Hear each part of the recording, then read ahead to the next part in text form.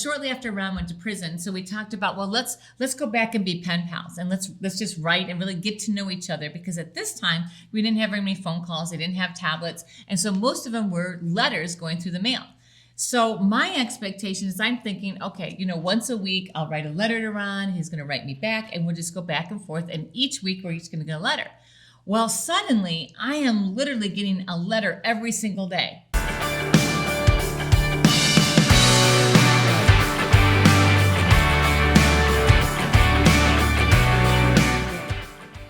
Welcome to TYRO TV. I'm Ron Tijerina.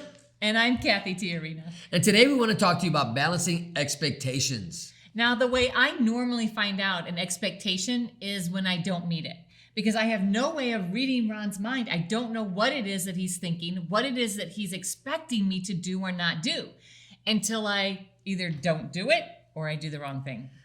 Sometimes I think I have you trained in a way that you should be able to read my mind, know exactly what I want, when I want it, and when I need it. And we think things like, well, the obvious things need not be explained. You should just know that if I'm working 70 hours this week, I'm going to work 70 hours next week. You should expect that. Or you should expect that if I'm coming home late, that I'm not going to be there for dinner. But it doesn't work that way in a relationship. In a relationship, you really need to understand the expectations between you so that you can manage those. And that could become really a huge stumbling block in a couple's day-to-day relationship if they don't explain it. So the other part of expectations we talked about is called balancing. And so we're going to really dive deep into this conversation about how do you balance? Why is it so important? What is balancing expectations in your relationship? Because this will save arguments, this will save time, this will save you as a couple, you as an individual. It will put you in a place of growth mindset. It will put you in a place of where both of you are working hand in hand together to achieve every goal you might have, every objective you're looking at in your relationship together and as an individual. When we think about balancing expectations, this is an issue that plagues couples, whether they are living together or not. So even if you're still incarcerated and you're trying to navigate through expectations, and you might be thinking, you know what, once I'm on the other side of the gates, this will be so easy because we'll just know what the other one expects. No, that's not true. You need to begin to understand that you have to build the skills that help you connect to one another in order to really understand and manage these expectations. So in this episode, we're going to talk about what it looks like to have and to have not boundaries or expectations in your relationships. In other words, if I don't clearly articulate to Ron what it is I want in return, maybe it's like, well, when I come home, Ron, what I really want in return is I want to be greeted with a hug and a kiss. But I've never said that. Well, then that can actually create all kinds of contention in a relationship. And if we let it go, that becomes bigger and bigger and a wider gap. So in this episode, we're going to help you understand what expectations are and how to clearly meet them because you know what they are. So stay tuned and we'll be right back.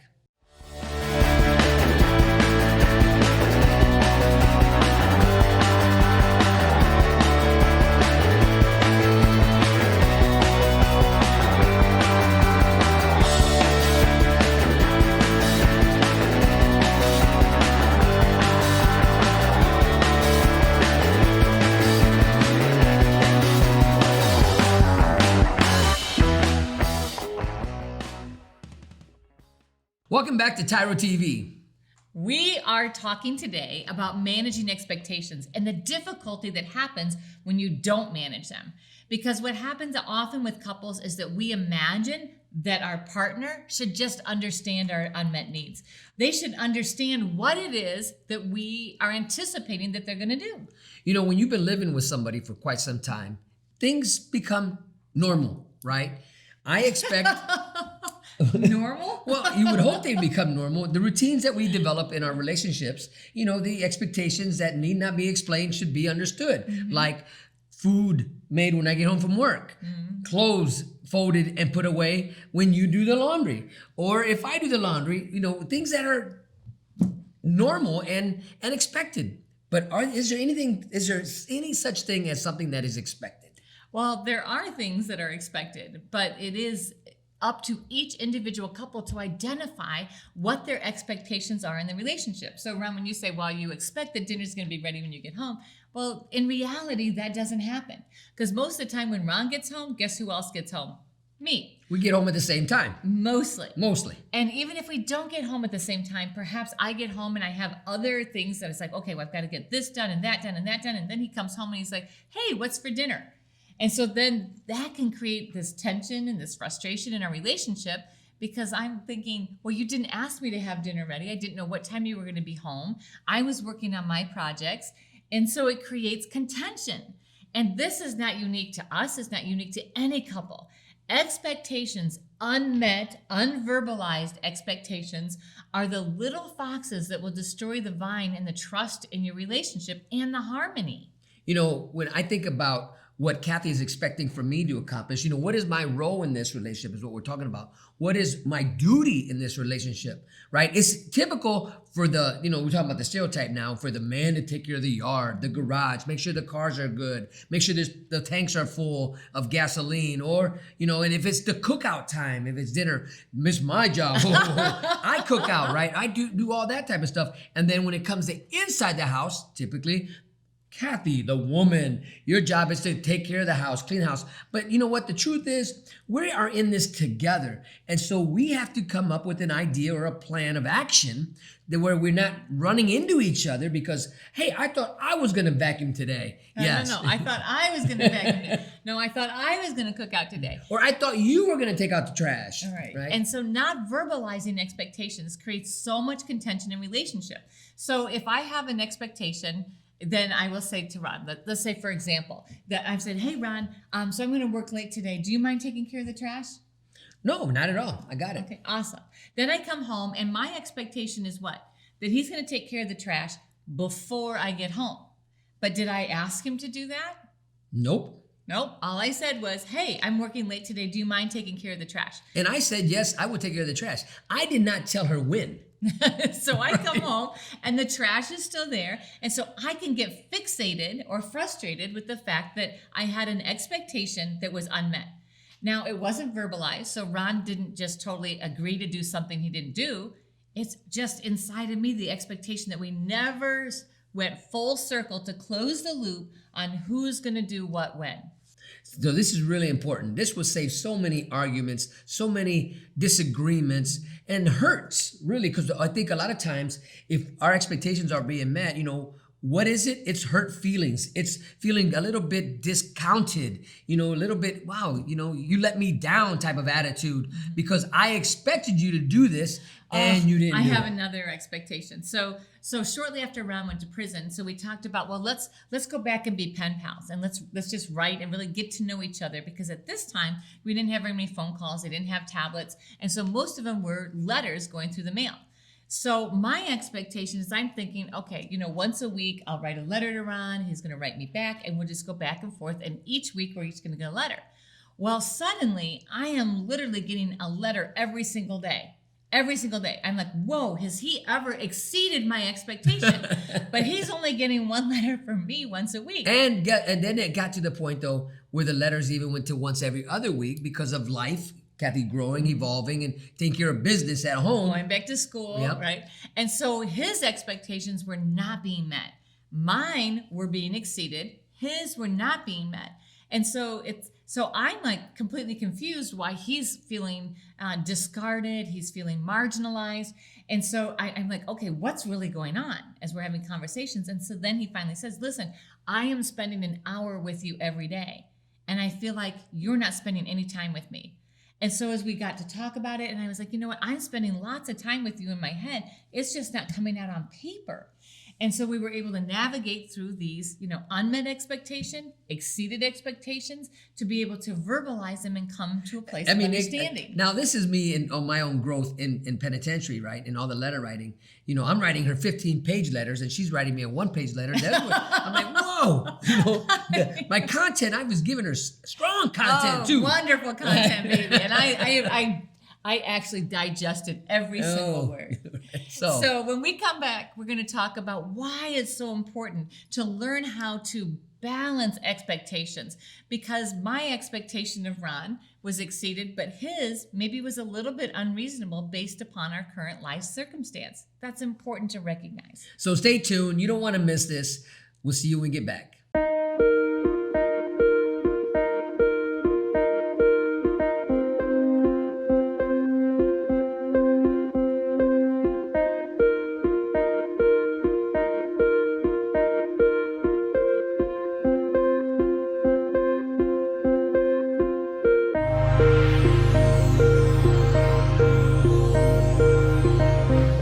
Welcome back to TYRO TV. Today we're talking about balancing expectations. And the difficulties that occur when we don't discuss our expectations and come into agreement on the same page. You know, recently Cathy and I had the privilege and excitement in our lives about traveling a little bit, and we were on a highway that was actually labeled 75 miles per hour.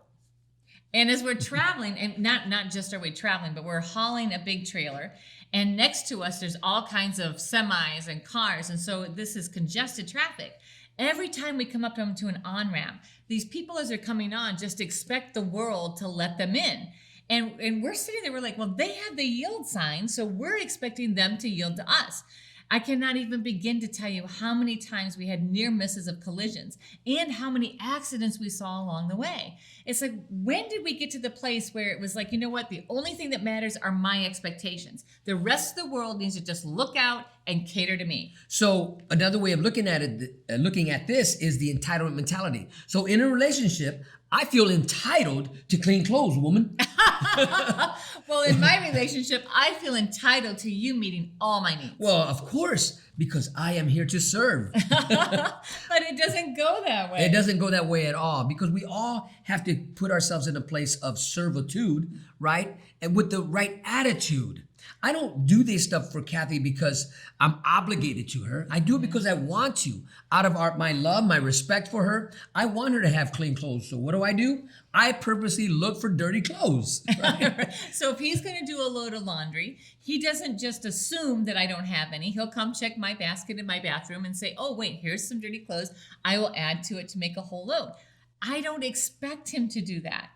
Right? So that exceeds my expectations. If I come home and my clothes are washed as well, wow. Like, that is a phenomenal experience for me. But on the highway, if I got the lead, right? I'm doing 75 miles per hour, and Cathy's trying to get in the highway. Mm-hmm. Guess what? I see her coming in. If I have room to get over, guess what I'm going to do? I'm going to get over the other lane, allow Cathy to come on in and join me in this race. Right? Too many times we see couples that are on this highway and they're like trucking along. They're getting their own things done. They've got their focus. They've got their goals. They've got their objectives. They've got all the things that they want to accomplish. And they're not taking into consideration that they've got their partner who's trying to come on the on-ramp and trying to go and truck with them. Or they want their partner, they're looking at them and saying, hey, get off the next exit. I need to spend some time with you. I need to slow down. I need you to get off this highway for a little bit. But if we don't communicate that, then what happens is either a collision or one of the partners is left behind. And this is not a good thing, right? We talked about what does it look like when you don't set boundaries or set expectations. Crashes occur all the time in relationships, but they can be avoided with the proper skills. But it takes communication, because if I don't clearly say to Ron, hey, Ron, on Friday, this is my expectation. This is what my plan is. I'd really like to do these things. If I don't say that to him and I just have it in my head, I even put it down in my date book. I even put it on my calendar. Maybe I even send him a calendar invitation, knowing that he gets 1,000 emails a day. I'm thinking, oh, he's going to notice this calendar invitation. Come Friday, he looks at me and says, hey, I invited over all of the family. And I say, why would you do that? We already had plans. We're going on a double date with Ed and Shirley.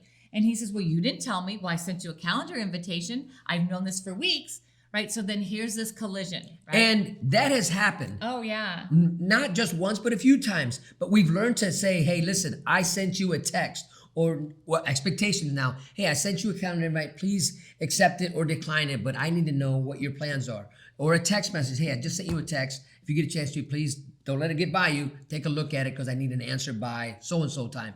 Really, expectations are made clear. Communication is so crucial, because having a crash at the deadline of that text or whatever it was due is not good for anybody. We see so many couples with the expectation that one of the partners says, well, I expect that, of course, if they don't text me, it's not going to happen. The other person is thinking, well, if I verbally say it, then I know that I've communicated. And so even establishing what the expectations are on how to communicate is so important, because if Ron thinks he's communicated, I mean, the problem with communication in couples is that sometimes one of you thinks it happened and it didn't really happen. And so finding ways to say, okay, you know what? I have an on-ramp, I have an off-ramp, and this is how I'm going to notify you. Text, a verbal confirmation. We're going to talk about it over breakfast, or, I'm going to put it on the calendar that's on the fridge. Whatever that is, if we don't come into agreement, then it doesn't really happen, because then the expectation is just in my head and it's not really strengthening the us in our relationship. Most crashes can be avoided by what? Communication. And you have to sit down and figure that out. What's the best way for me to, a nonverbal is okay, but it doesn't put a period at the end for me. I need to see your eyes. I need to hear from you. Is this okay? Are we going to do this? Is this time going to work for you? I can put it on the calendar, but if you don't accept it, I'm going to assume you're declining it. Is that okay, right? So again, those expectations, they're so important. If you want to build a lifelong relationship and you want to be on the same page, you want to decrease the stress in your relationship and in your home, increase security, trust, peace, all of those things, then you need to figure out how to balance expectations. So stay tuned, and we're going to talk about how to do this. Hey, sweetheart, you got that blank piece of paper that I need? Sure do. Right here. Well, that's not a blank piece of paper. It obviously is a blank piece of paper. This is not a blank piece of paper. Why is it that you always give me something that's not what I want? You know what, Ron? It's obviously blank. I do not don't know want what you're this. This is complaining not about. what I wanted. Oh, no matter what I do, it's always wrong. You What are find you fault talking in everything. about? It's obviously This is a not blank piece of blank. paper. I am sick and tired Why of do you arguing all always the time. trip It's in never this? good You enough. never I'm listen to what I'm tired of telling you. I'm done. Just stop!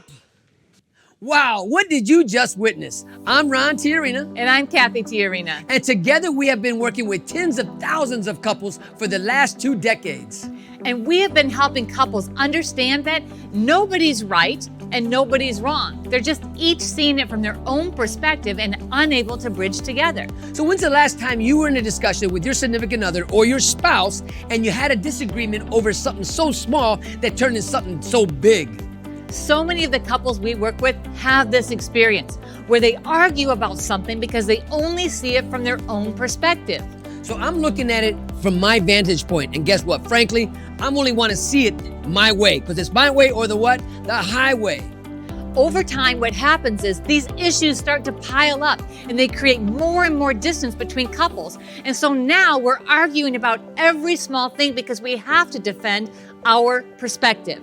As we began arguing, it really was apparent whose side I was on. I wasn't on her side and she wasn't on my side. In fact, we were on opposite teams. We became enemies, and what was more important for us was to be right than for us to actually understand each other.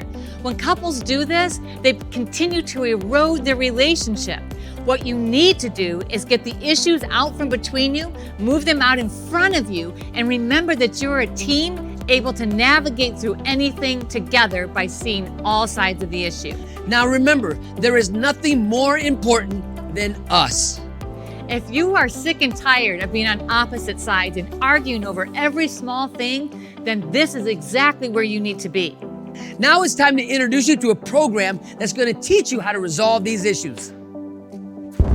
In this dynamic program that's internationally recognized, you're going to learn how to resolve conflict, how to get on the same page and listen for understanding. Couple communication, which was written by Dr. Sherrod Miller and Dr. Phyllis Miller, will actually help you be on the same team and recognize the power of resolving conflict together. One of the greatest tools that you're going to embrace is really coming to the understanding that what you've been doing is natural.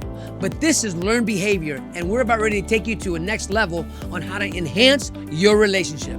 Now, if you're sick and tired of having all of these petty issues come between you, if you are exhausted from every time that you have interaction with your spouse, it turns into drama, then this is where you want to be. You want to sign up for couple communication. You want to take this program together, and I guarantee you that you are going to love it.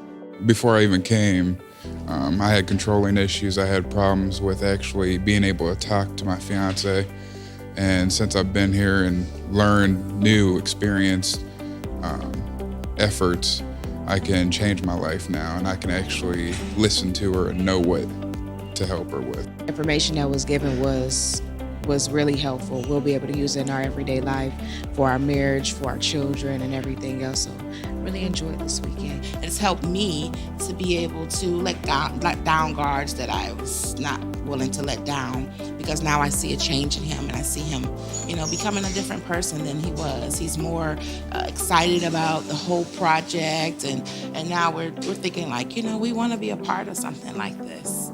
Stop telling yourself that tomorrow you're going to do better. Stop saying to yourself, tomorrow I'll find that program. Today's your opportunity to do something not only for yourself, but for all those around you.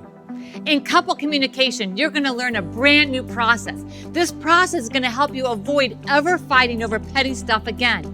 It's going to take you to a new level in your relationship as you learn how to listen for understanding, to clearly articulate and share from your own experience. You're going to get on the mats. You're going to have notepads. You're going to learn skills that you're going to be like, wow, if only I had known this at the beginning. It's not too late. We are all on this journey. We are all on this continuous improvement plan. But guess what? You have to take the first step and let today be that first step for you and your significant other. If you're ready to like each other again and be on the same team, this is the program for you. Sign up today.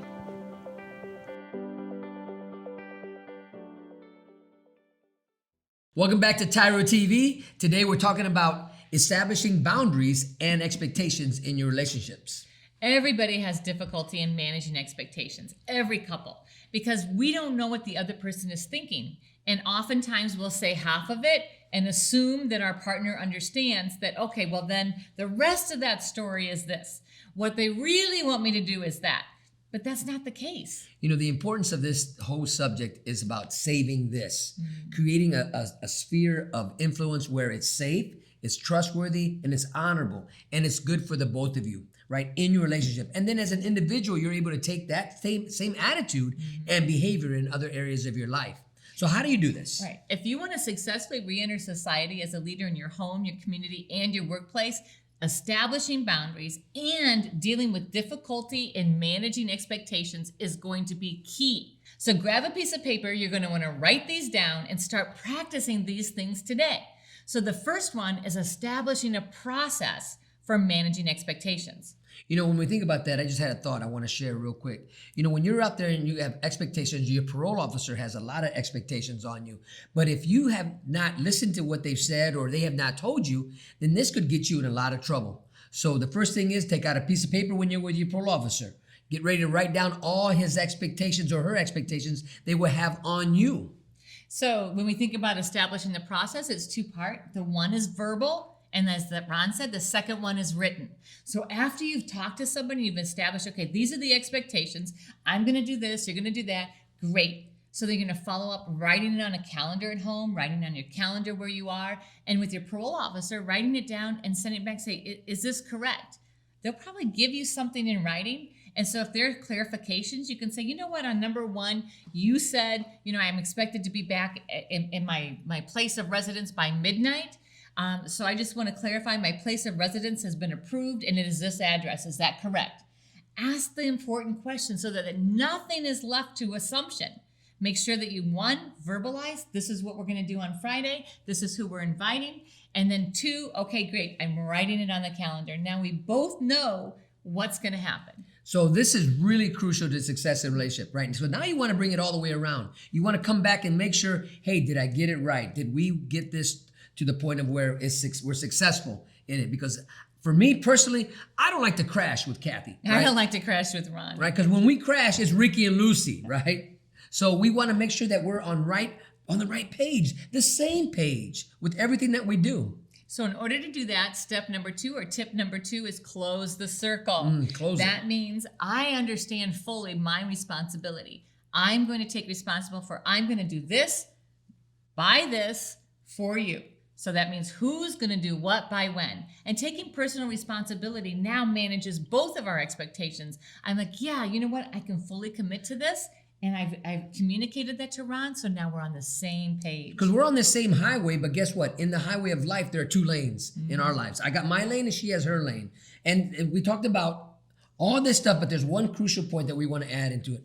You got to learn how to yield in a relationship, because I'm going at my speed and Kathy's going at her speed. Now, if I'm going faster than her or she's going faster than me in this thing that we call life, right? We have to be able to yield for somebody else to catch up, for us to catch up together, or to make sure that, hey, listen, I'm going in the right direction. Are you okay with this? We're on the same journey together. So tip number 3 is learning to yield, which means making space a hard place on your calendar. So whether that's visits, phone calls, letter writing, doing your video visits, make that a hard spot and say, you know what? Our expectations are this. We're going to, verbalize. We're going to have a meeting or a date or a visit every 10 days, face-to-face, whether that's on the tablet or face-to-face in person. So we're going to write it down. We're going to write it in our calendar. Now we're going to close the loop and say, this is what's going to happen. At this time, I'm going to say, well, I'm going to drive to the institution. I'm going to be there the first Tuesday of the month all the time. And then we say, okay, now Ron is going to make room in his schedule. So he's going to be like, well, you know what? Instead of practicing softball during that time where it's hard to find me for the pass, I'm going to be at this location prepared to actually execute on this expectation that we've agreed on. Now, that might sound complicated, but it really isn't. Once you begin to practice these 3 things where you've got your established protocol, you've closed the circle and you've yielded, which means block time for your friends and family, now you've decreased stress in your life and you've increased connectedness and bonding.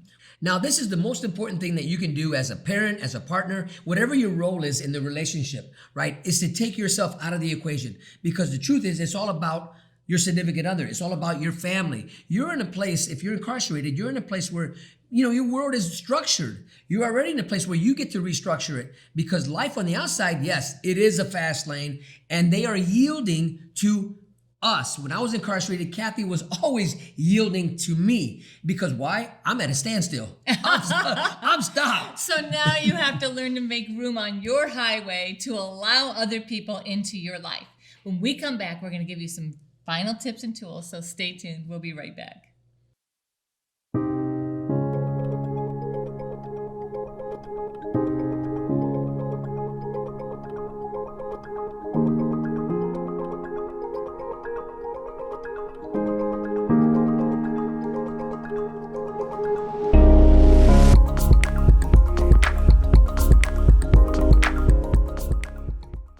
Welcome back to TYRO TV. Today we have had a wonderful time talking to you about expectations and boundaries. And the difficulty in managing expectations in any relationship, whether it's an employer, whether it's as a parent or a partner.